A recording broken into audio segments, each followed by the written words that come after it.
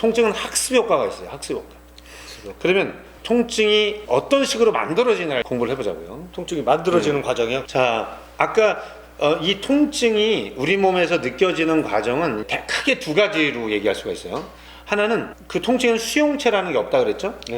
수용체라는 게 느끼는 감각. 그거는 뭐냐면 이 통증은 신경 말단에서 직접 느끼는 거예요. 또 하나는 화학적으로 느끼는 거예요. 그래서 우리 몸에서 어떤 물질이 나와서 통증을 느끼는 거죠. 이 두 가지가 있는데, 자, 우리 신경 말단으로 해서 느껴지는 통증은 예를 들자면 우리 할머니들이 비 오면 뭐라 그러죠? 다리 쑤시고 허리 아프고 뭐 이럴 수 있어요. 빨래 걷어라 그러죠. 아파트 살아갖고 아무튼 뭐 빨래를 걷어라 그러고 옛날에 네. 우리 할머니 안 계시나? 돌아가신 지 오래됐어요. 아무튼 할머니가 비 오니까 흐리니까 이제 빨래를 걷어라 이제 이런 얘기를 하는 게 뭐냐면 대표적으로 관절통이 특히 심한 거예요. 비가 올 때는 일기예보에서 뭐라고 그러죠? 우산을 준비하세요. 그래, 우산으로 맞아볼래?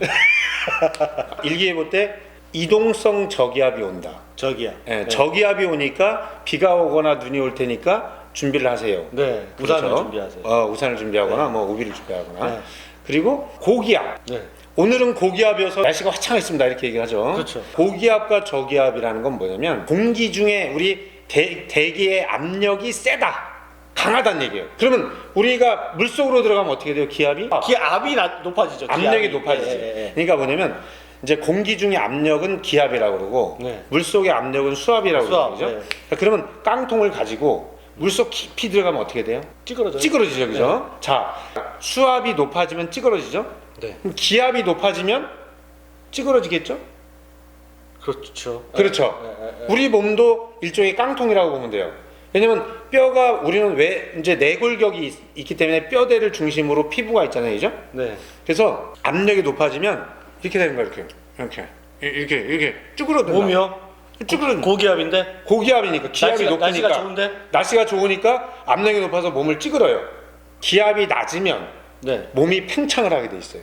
우리 몸의 압력이 네. 더 높고 바깥이 낮기 때문에 팽창이 돼요. 네. 그래서 관절이 있으면 관절을 싸고 있는 주머니가 있어요. 주머니. 네. 그 주머니에 신경이 들어가서 딱 이렇게 자리 잡고 있는데 이게 바깥이 화창하고 기압이 높으면 얘가 쭈글쭈글해지면서 이 신경 말단의 신호가 전달이 안 돼요. 자극이 안 돼요. 그래서 안 아파요. 기압이 낮으면 얘가 팽창을 하면서 뻥뻥해지면서 신경이 막 늘어나니까 자극이 되면서 아픈 거예요. 그런데 혈관이나 이런 거에서는 그 반대잖아요. 얘가 이렇게 수축이 되면은 혈관은 좁아지니까 혈액순환이 잘 안 되고, 그다음에 저기압일 때는 혈관이 넓어지니까 혈액순환이 잘 되는 거잖아요. 혈액순환하고 그거하고 상관이 없나요? 그거 혈관하고 통증하고 관계가 있어요? 신경 말단을 얘기하는 거죠. 왜 혈액순환을 얘기하냐고. 저는 모든 건 피하고도 다 통한다고 생각하는데 아닌가요?